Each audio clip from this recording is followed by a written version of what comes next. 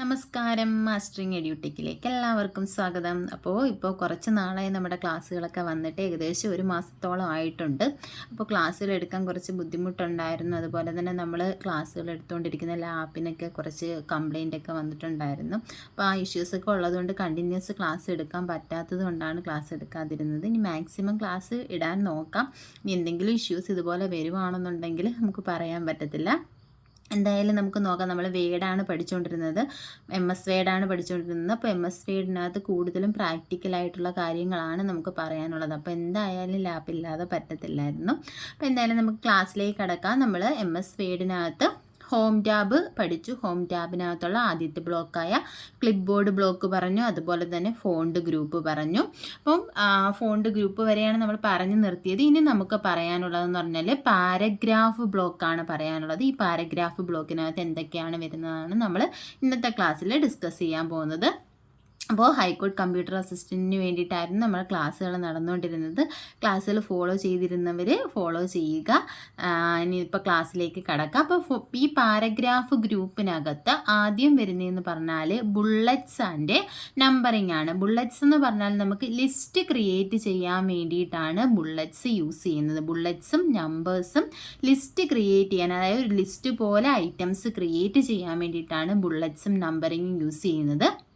Bullets എന്ന് പറഞ്ഞാൽ ഒരു അൺഓർഡേർഡ് ലിസ്റ്റ് ആയിരിക്കും, അതായത് ഒരു ഓർഡർ കാണത്തില്ല. അപ്പം നമ്പേഴ്സ് ആണെങ്കിൽ നമുക്ക് പറയാം 1 2 3 അല്ലെങ്കിൽ ABC എന്ന് പറയുന്ന ഒരു ഓർഡർ ഉണ്ടായിരിക്കും. ഇപ്പോൾ ഈ ബുള്ളറ്റ്സ് നമ്മൾ എടുത്തു കഴിഞ്ഞാൽ ഈ ബുള്ളറ്റിൽ ഞാൻ ക്ലിക്ക് ചെയ്ത് കഴിയുമ്പോൾ കണ്ടോ പല രീതിയിലുള്ള ബുള്ളറ്റ്സ് നമുക്ക് കാണാൻ പറ്റും.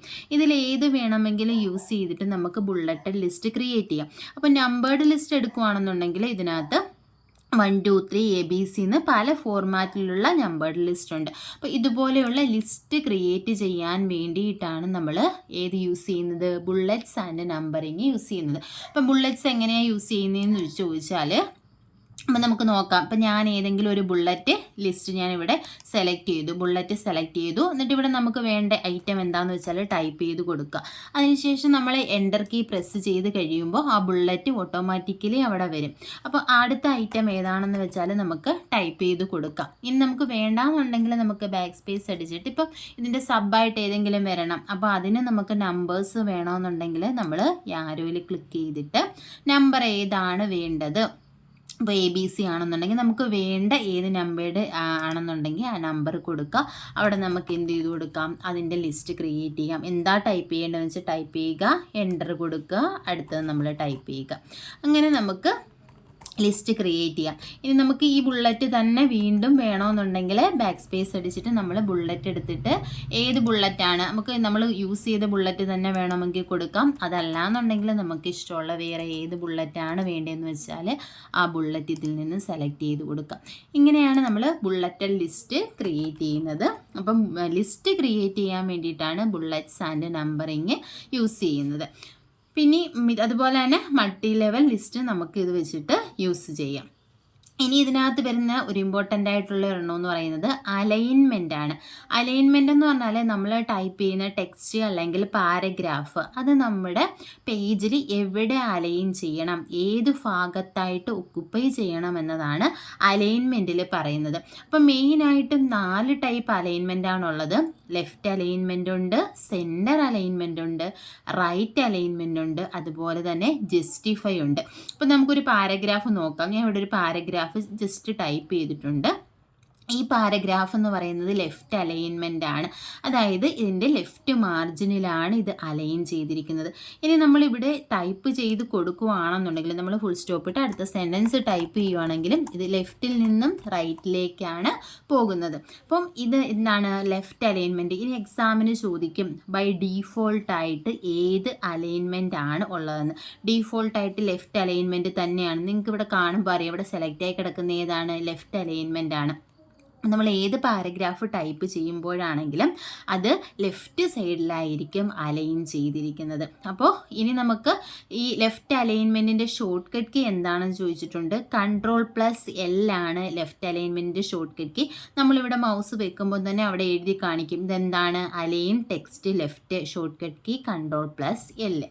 ഇനി നമുക്ക് ഏതെങ്കിലും ഒരു ടെക്സ്റ്റ് റൈറ്റ് സൈഡിൽ വരണമെങ്കിൽ നമുക്ക് ഏത് യൂസ് ചെയ്യാം, റൈറ്റ് അലൈൻമെൻറ്റ് യൂസ് ചെയ്യാം. ഇവിടെ ഞാനൊരു ടെക്സ്റ്റ് ടൈപ്പ് ചെയ്യാൻ പോവുകയാണ്. ജസ്റ്റ് ഒരു ടെക്സ്റ്റ് ടൈപ്പ് ചെയ്തു. അതെനിക്കിവിടെ റൈറ്റ് സൈഡിൽ വരണം. അപ്പം നമ്മൾ എന്ത് ചെയ്യുക, ഇത് സെലക്ട് ചെയ്തിട്ട് റൈറ്റ് അലൈൻമെൻറ്റ് കണ്ടോ, ഇവിടെ റൈറ്റ് അലൈൻമെൻ്റ് ഉണ്ട്. അത് കൊടുത്തു കഴിയുമ്പോൾ ഇത് എവിടെ പോകും, റൈറ്റ് സൈഡിൽ പോകും. റൈറ്റ് അലൈൻമെൻറ്റിൻ്റെ ഷോർട്ട് കട്ട് കീ എന്ന് പറയുന്നത് Ctrl+R ആണ് റൈറ്റ് അലൈൻമെൻറ്റിൻ്റെ ഷോർട്ട് കട്ട് കീ. അപ്പോൾ സെൻറ്ററിൽ വരണമെങ്കിൽ നമ്മൾ സെൻറ്റർ അലൈൻമെൻറ്റ് കൊടുക്കുക. അപ്പോൾ ഇവിടെ വരും, നടുക്കായിട്ട് വരും, നമ്മുടെ ആ ഒരു പേജിൻ്റെ സെൻറ്ററിലായിട്ട് ആ ഒരു ടെക്സ്റ്റ് വരും. ഇനി സെൻറ്റർ അലൈൻമെൻറ്റിൻ്റെ ഷോർട്ട് കട്ട് കീ എന്ന് പറയുന്നത് Ctrl+E ആണ് സെൻറ്റർ അലൈൻമെൻറ്റ്. സി അല്ല, Ctrl+E ആണ്. സി നമ്മൾ പഠിച്ചിട്ടുണ്ട്, കോപ്പിയുടെ ഷോർട്ട് കട്ട് കീ ആണ് Ctrl+C. സെൻറ്റർ അലൈൻമെൻറ്റിൻ്റെ ഷോർട്ട് കട്ട് കീ എന്ന് പറയുന്നത് Ctrl+E ആണ്. ഇനി നോക്കിയേ, നമ്മളിപ്പോൾ സെൻറ്റർ അലൈൻമെൻ്റ് ആണ് കൊടുത്തിരിക്കുന്നത്. ഇവിടെ സെലക്ട് ആയി കിടക്കുന്നത് സെൻറ്റർ അലൈൻമെൻ്റ് ആണ്. ഇനി നമ്മളൊരു ടെക്സ്റ്റ് ടൈപ്പ് ചെയ്യുകയാണെന്നുണ്ടെങ്കിൽ ഇത് സെൻറ്ററിൽ നിന്നും 2 സൈഡിലേക്കുമായിരിക്കും പോകുന്നത്. കണ്ടോ, ഒക്യുപ്പൈ ചെയ്യുന്നത് എങ്ങനെയാണ് ടെക്സ്റ്റ്. ഇനി നമ്മൾ ഈ ഒരു ടെക്സ്റ്റ് നമ്മൾ സെലക്ട് ചെയ്തു. അത് നമ്മൾ എന്ത് കൊടുത്തു, Ctrl+R ഞാൻ കൊടുത്തു. എവിടെ പോയി ഷോർട്ട് കട്ട് കീ Ctrl+R ഏതാണ്, റൈറ്റ് അലൈൻമെൻറ്റിൻ്റെയാണ്. ഇപ്പോൾ റൈറ്റ് സൈഡിൽ പോയി. ഇനി നമ്മളിവിടെ ടെക്സ്റ്റ് ടൈപ്പ് ചെയ്ത് നോക്കി, എവിടെ നിന്നാണ് വരുന്നത്, റൈറ്റ് സൈഡിൽ നിന്നും ലെഫ്റ്റിലേക്കാണ് പോകുന്നത്. ഇതാണ് ഡിഫറൻസ്. അപ്പോൾ ഏതൊക്കെയാണ് അലൈൻമെൻ്റ് ഉള്ളത്, ലെഫ്റ്റ് അലൈൻമെൻ്റ് ഉണ്ട്, സെൻറ്റർ അലൈൻമെൻ്റ് ഉണ്ട്, റൈറ്റ് അലൈൻമെൻ്റ് ഉണ്ട്. ഇനി ഒന്നുകൂടി ഉണ്ട്, ജസ്റ്റിഫൈ എന്ന് പറഞ്ഞാൽ ഇപ്പം നമ്മൾ ഈ ഒരു പാരഗ്രാഫ് നോക്കി, ഈ ഒരു പാരഗ്രാഫ് എന്ന് പറയുന്നത് ലെഫ്റ്റ് അലൈൻമെൻ്റ് ആണ്. പക്ഷേ ഇതിനൊരു ഒരു വൃത്തിയില്ലാത്ത രീതിയിലാണ് കിടക്കുന്നത്. അതായത് ഈ റൈറ്റ് മാർജിനിൽ കറക്റ്റ്, ഇതാണ് നമ്മുടെ റൈറ്റ് മാർജിൻ എന്ന് പറയുന്നത്, ഈ ഒരു സ്പേസ് ആണ്.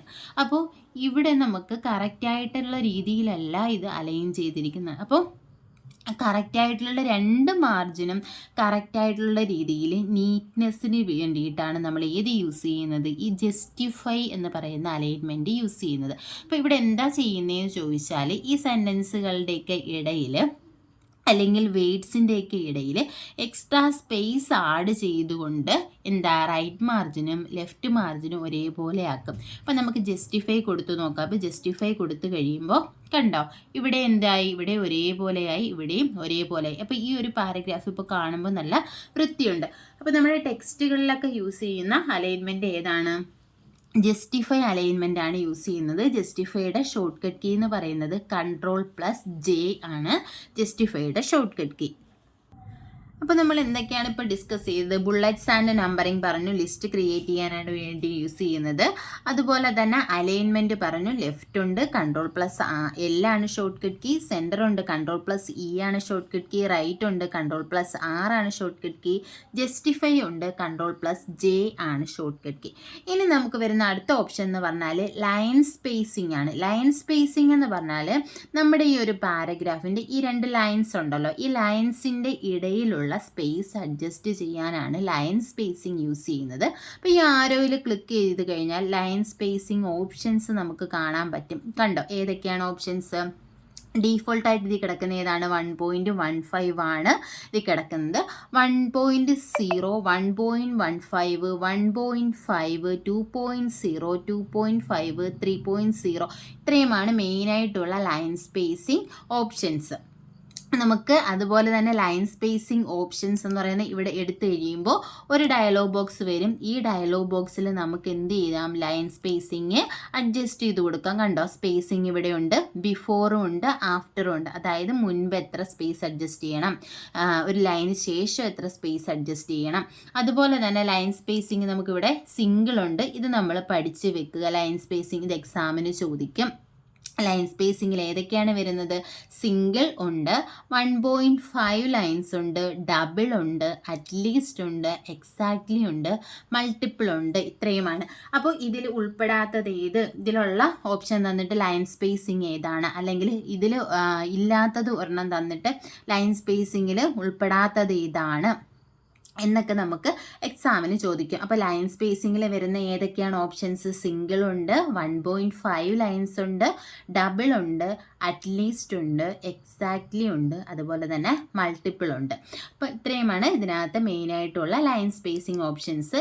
ഇതിനകത്ത് നമുക്ക് എങ്ങനെയാണ് ഇത് വർക്ക് ചെയ്യുന്നതെന്ന് നോക്കാം. ഇപ്പം ഞാനൊരു പാരഗ്രാഫ് സെലക്ട് ചെയ്തിട്ടുണ്ട്. ഞാൻ എന്നിട്ട് ഈ ആരോയിൽ ക്ലിക്ക് ചെയ്തിട്ട് 1.0 കൊടുക്കുകയാണ്. 1 കൊടുത്തു കഴിഞ്ഞപ്പോൾ കണ്ടോ ഈ ലൈൻസ് തമ്മിൽ ഒന്നുകൂടെ അടുത്തു. ഇനി നമ്മൾ ഇതെടുത്തിട്ട് 2 കൊടുത്തു നോക്കാം. 2 കൊടുത്തു കഴിയുമ്പോൾ കണ്ടോ ഈ ലൈൻസ് തമ്മിലുള്ള അകലം കുറച്ച് കൂടി. ഇതുപോലെ നമുക്ക് എന്ത് ചെയ്യാം? ലൈൻ സ്പേസ് അഡ്ജസ്റ്റ് ചെയ്ത് കൊടുക്കാം.